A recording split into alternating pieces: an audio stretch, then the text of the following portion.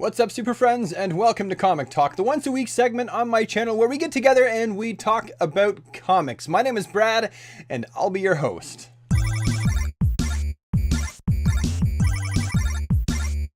So for today, we're going to be covering two issues, Justice League issue number 27 and Action Comics 986. The first of which will be the Justice League.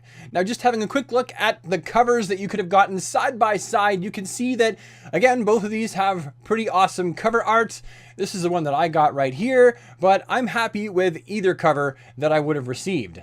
Now, this issue starts off with the League having brought the 6 time-traveling youth to the Watchtower, where the youth seem quite familiar with their surroundings. They even claim to have played hide-and-go-seek in the corridors of the Watchtower satellite as children. In the JLA base, we learn that Jenny, Jason, and Nora are the children of Jessica Cruz and Barry Allen. We also learn that Hunter is in fact the biological son of Wonder Woman, Diana Prince. We know this because he grabs onto the lasso and he's angry and upset and talking to her, saying that not only is he actually her son, but that because he wasn't born female and thus could not be an Amazon, she cast him out, which to me seems really strange. If Superman is the hope of the DC Universe and Batman is the fear and the vengeance of the DC Universe, Wonder Woman is the heart of the DC Universe. So this seems like a very uncharacteristic thing for Wonder Woman to do.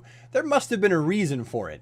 We also learned that after Wonder Woman gives Hunter the boot out of Themyscira, that it's actually Superman and Lois that come to the rescue and take Hunter into their household and raise him alongside Jonathan Kent as well, as if he were one of their own. To me, that is such a Superman thing to do, that he comes along and he does the right thing, because Superman always tries to do the right thing. We also learned that the character known as Cube is Cyborg's son, and his real name is George Marvin Stone, and he has mother box technology all through his body. Actually, he doesn't have regular DNA strands like you and I would, but it's all mother box circuitry, which is kind of cool. He's like Cyborg 2.0. And finally, we learn that Eldoris Curry, or also known as Dory, which is kind of strange that a fish character would be known as Dory. I wonder if anyone's ever tried to find her.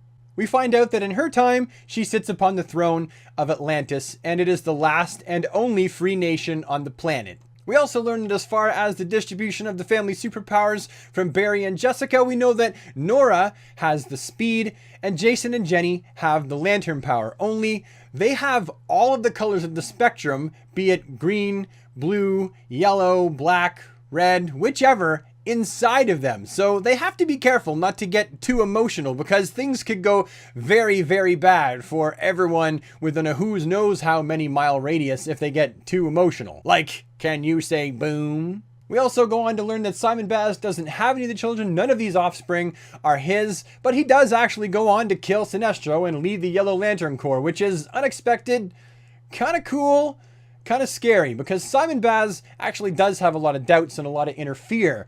So that could be a really bad thing, as in maybe Simon Baz becomes a bad guy eventually. As far as this stuff is, and if we're to believe it, right? We also get to see a flashback where Cyborg and Cube are interfacing together, and Cyborg asks Cube to show everybody the past of the 6 superpowered youth. So we get to see them kind of growing up together and enjoying their youth before there is an incredibly brutal superpowered battle. Something so brutal the world has never seen before. And it gets bad enough that the Justice League actually take the kids and go to the now deserted Olympias, because the gods have left a long time ago, and they hide the kids at Olympus, and then they go back down to fight this battle or whatever, except for they never come back for the kids. And the kids stay there for a really, really long time, till eventually they decide it's time to try and leave and find their parents, where they come back to regular Earth and they find that it's just been decimated. It's just not the place that it used to be. And so they use their powers to try and honor their parents while also doing what they can for people. And this seems to work out pretty well until another character pops onto the scene. This new baddie that pops onto the scene calls herself the Sovereign, and she takes Olympus and she slams it down onto Earth, right on top of the city, where she rules Earth with an iron fist, just as if she was Apocalypse. And the whole scene is bad news. And obviously these superpowered beings can't overcome her because they've came to the past to try and get a hold of their parents to get their help too. At least that's what we're being led to believe so far. To make a long story short, the Justice League ends up warming up to them and they're like, hey, why don't you just come back to our house and have something to eat and have a rest, and then we'll just continue this thing kind of later. And so they all end up going with their parents to their respective houses, it's presumed. The final scene is Batman in the Batcave being surprised by the future Aquaman, who is like Aquaman / Cyborg because he's surviving because of Cyborg's body. And Cyborg just takes him by surprise and just throttles the crap out of the Batman, saying, hey, I need to borrow your stuff. And that's where it leaves us, right there. The next issue is going to be The Secret of Hunter Prince. And it's going to be fun because I'm really curious as to why Wonder Woman would ever think of disowning and tossing out her own child. There's got to be something more to that. I'm betting that Hunter's understanding of the situation is less than accurate. He probably doesn't have all of the information to make any kind of a decision on what happened. That's just my guess. The big question that I have is actually, who is the Sovereign? And secondly, why was Olympus chosen to slam down onto the planet Earth? I wonder about that. I wonder if maybe the Sovereign has something to do with Wonder Woman. Possibly. I don't know. I gotta read more. It's certainly an idea though. I like the issue. I know that some people haven't been that excited about this whole Justice League story arc with the children, the offspring of the Justice League, but I think so far it's shaping up to be an interesting story. It makes me want to learn more about them, and if a story can make me want to do that, if it could pique my interest with characters that I've been reading about my whole life and still tell new stories, then to me, it's doing something right. Comic number 2 is actually a much more simple story, Action Comics issue 986, and it's Only Human Part 2. It's the second part in that story, and this issue is called The Truth. Here are both of the covers that were released for this issue. They're both spectacular. This is the one that I got. I would have preferred to get the other one, but this is the only one that my comic shop had, so I got it. The issue starts off exactly where it left last time, with a mind-controlled Lex Luthor with the chip in the back of his neck, unleashing an onslaught on Superman, apocalyptic tech from his suit to be precise, and Superman's taken it, but it's actually hurting him because it's apocalyptic technology. Superman really does believe that Lex Luthor can fight this. Meanwhile, Lex Luthor, under the mind control, is saying things that are reminiscent of how we all really believe Lex feels about Superman. The Mechanist basically says that the chip doesn't make you say those things. All it does is kind of unleash you to say what you're really thinking and feeling. I think there's some truth there. I honestly don't think that Lex Luthor is a good guy. I think that DC is playing the long card, and eventually we're going to see Lex return to full villainship.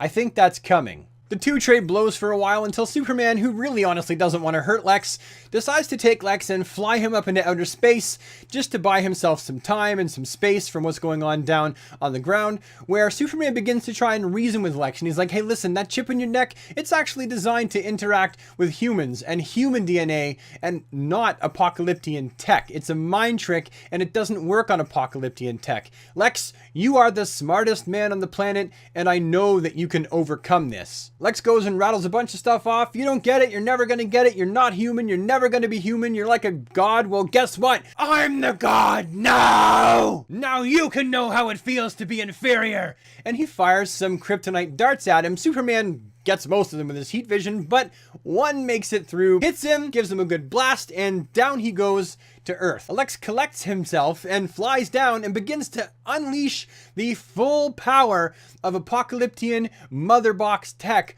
on Superman, thus overloading the suit. And when that happens, Lex grabs the kryptonite dart from out of Superman and relies on Superman to save his butt. He says, precisely, I am counting on you. the whole time they're plummeting towards Earth, but the next scene that we see is that Superman has caught Lex and they avoided smashing into the hard ground, and the Mechanist is completely surprised that they managed to defeat him and outsmart him. To make a long story short, after that, Superman is able to make quick work of the Mechanist's elephants and tigers and goons, and even the Mechanist himself, and he knows exactly who the Mechanist is, and he deals with him. The Mechanist is actually more of like a C-list villain, so I think it's kind of interesting that they used him. He's not an A-lister, and he ain't even a B-lister. And calling him a C-lister is actually being incredibly nice. The final piece of technology actually takes place back in Lex's laboratory, where he's trying to figure out what happened and who got his tech, when he's looking back through the camera footage and he sees something, a dude with an O and a Z inside it, looks kind of like a light-up tattoo, when who should show up but Mr. Oz. Oz basically tells Lex, hey, you know what? Here's the thing. You're not Superman, and you're never going to be him. You're human, and you're only ever going to be human. Even when you try to do good, you cannot escape the base iniquity of your race. This Mr. Oz actually seems to be really negative, and not a whole lot of hope, which makes me actually think, I'm going to go out on a limb and just say, maybe it's Superman in that green robe. Maybe it's actually a Superman from a different universe. Maybe it's not Ozymandias. I don't know. Looking at the actual pictures of this guy's face close up, that seems really Superman-like to me. I mean, doesn't it to you? We get a look at his face and we can see that this character has blue eyes, and Superman has blue eyes. This character has a little bum chin, and Superman's got one of them manly bum chins. And this character also has the use of heat vision, and Superman has heat vision. So, to me, I think that there's a good chance that this might actually be a Superman from a different part of the multiverse or something like that. I don't know, but it's definitely making me rethink my understanding of who this Mr. Oz is. I would give both of these issues very high ratings, and if you're looking for something to read other than what you would usually read, maybe you're a Batman reader or a Green Lantern reader, I would encourage you to go pick up the 2 back issues to these stories, pick up the current issues, and begin with these stories, because they're a lot of fun so far. I know I'm having fun reading them. I think you would too. Anyhow, that's a wrap for this episode of Comic Talk. Hopefully you enjoyed yourself while you were here on my channel. If you did, please leave a like, leave any comments you have down below. Who do you think Mr. Oz is, and who do you think that the Sovereign is? Both of those are the 2 burning questions of the day for me right there. If you think you might want to see more content from this channel end up in your box, then don't forget to hit the subscribe button and you'll never miss a video.